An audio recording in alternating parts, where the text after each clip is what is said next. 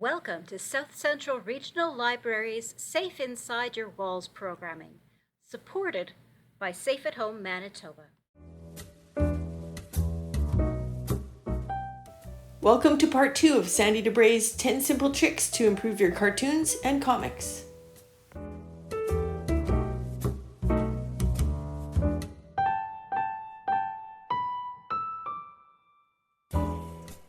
Okay, number 6, use depth, meaning that there's stuff in the foreground, there's stuff in front of your character, and there's stuff in the background, there's stuff behind your character. That way you get kind of more three-dimensional look to your cartoon. So we'll draw our guy again, very simple.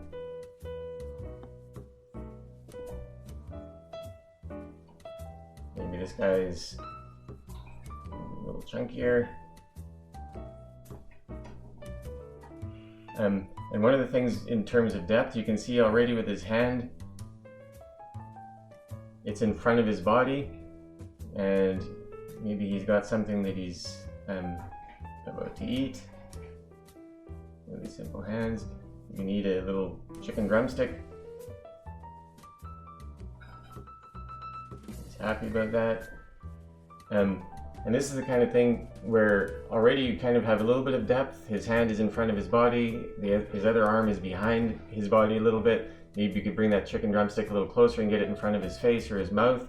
You could have like a table in front of him, which is also a good way to avoid drawing the rest of his legs. We got a little plate with some stuff on it, knife and a fork, things like that. And behind him, you can have a little chair. And you can see without too much trouble, it starts to give depth. There's something in the foreground, it's covering his legs. There's something in the background, the chair being covered by his body. Maybe behind that, there's a window. And you can see that suddenly there's a little bit of depth going on in the cartoon. It's not so flat. Things are covering other things, and it creates a sense of depth. So a little bit of background, a little bit of foreground, character in the middle, and suddenly you have a little bit of three-dimensionality to your drawing, which really improves it and makes it look a lot more in place. Add some depth.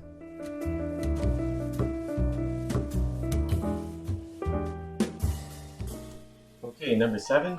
When you're drawing a cartoon that has panels, so a panel being like sort of a square or rectangle that your cartoon is enclosed in, you see that in the newspaper all the time. One of the tricks is to draw the panel first. If you draw your whole character and then you try and draw the panel around it, you get a really odd shaped panel. Maybe you have things in there you don't need. So, I mean, ideally use a ruler. This would just be freehand, but there's your panel. And then you start drawing your character. And one of the other advantages of this is that when you draw your character, you don't necessarily have to draw the whole person. If you look in the comic strips, you'll see that a lot of times they don't have every part of the body in the cartoon.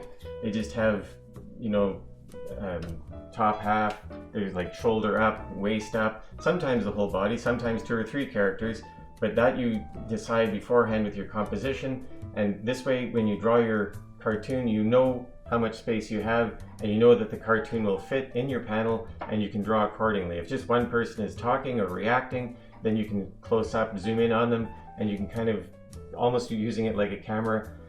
But the important thing here is to make sure that your panel is pre-drawn, and that way your character will fit in the panel the way you want it to. So when you're drawing a cartoon in a cartoon strip, very important, draw the panel first and then draw the character into the panel rather than drawing the whole character and then trying to make the panel fit afterwards. Draw the panel first.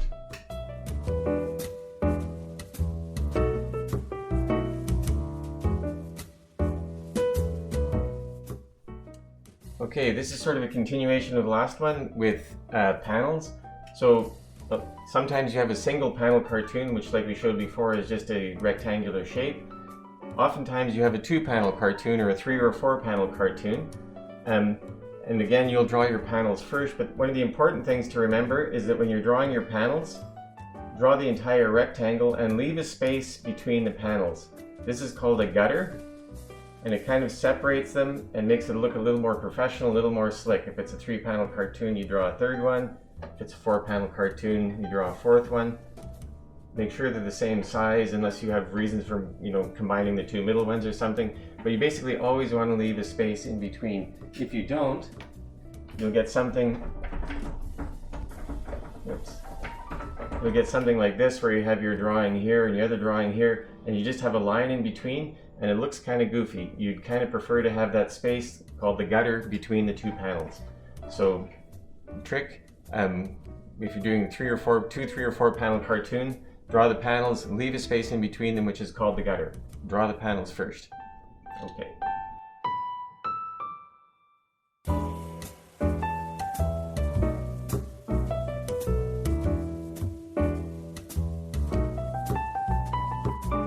Okay, tip number 9.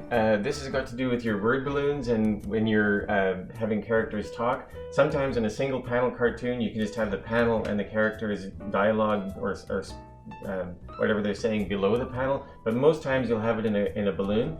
And the trick here, so if this is your panel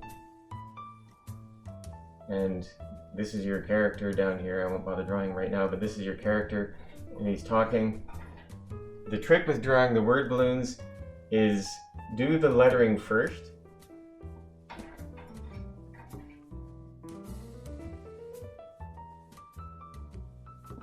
And then draw the word balloon. And when you're using it in a panel, you don't have to draw the entire word balloon. You can use the frame of the panel to do part of the balloon. So it takes up a little less space. And it's always, and the important thing here is to give yourself a bit of space between the wording, between the lettering rather, and the actual balloon. You'll see a lot of times people, especially when they're starting out, they're making the word balloon as close as they can to the writing. It makes it really hard to read. It makes it a little too crowded, a little too bunched up, and doesn't look as good. You want to give yourself a decent amount of space and do the lettering first, then add the balloon afterwards. If you make a mistake with lettering or the spelling or something, pretty easy to fix that before you've got the balloon and everything drawn in. And also, obviously, check your spelling. It's the cursive cartoonists that you spell it wrong and you have to redo it. Definitely check it before you ink it, if you can. So yeah, draw the words first, lettering first, then the balloon afterwards.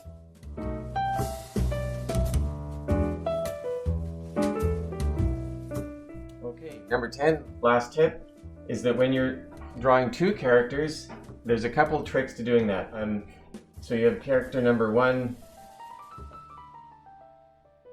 and he's kind of looking this way.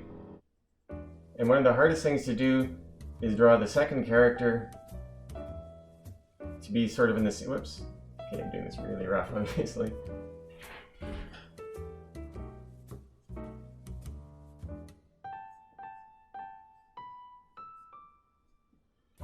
And if you want to draw the second character here, a lot of times people really struggle with that. And there's a couple little tricks you can do.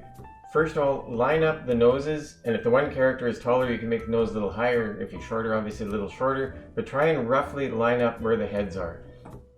If you end up making a bit of a mistake and the one character starts out bigger than the other, there's a couple options. You can make the character taller, which is allowed. It's hard if you're making consistent characters though, and they're in a regular strip. You probably want to try and keep them roughly the same height consistently from one drawing to the next. So one thing that you can do, you can see that this character I'm drawing is a little bit higher than the other one. We kind of wish he was down a little bit. One thing that you can do to get away with that is your horizon line, which we talked about earlier, the sort of background. If you make that at a bit of an angle, now it looks like this guy's maybe a little bit further back, he's on a different plane, and it kind of evens it out a little bit. The other thing you can do is obviously just erase it and start over again, but initially the first thing you want to do is try and line up the noses, and then it'll all kind of follow from there. They'll be around the same height. The other thing that's important in terms of composition is if this character is talking first, he wants to be on this side. You always read from left to right. For example, if he says, what time is it?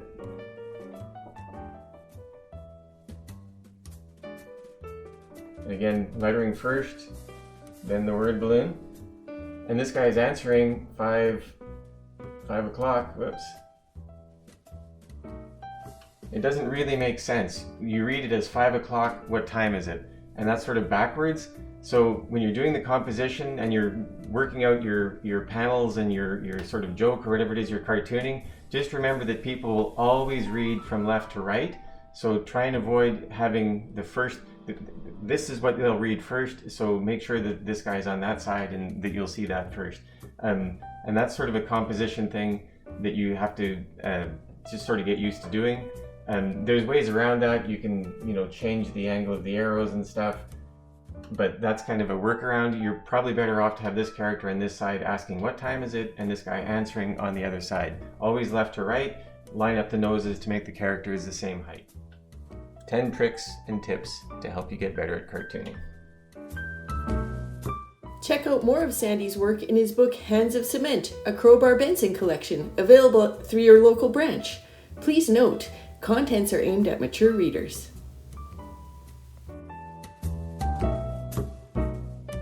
Thank you for joining us for this Safe at Home Manitoba production. Stay safe inside your walls.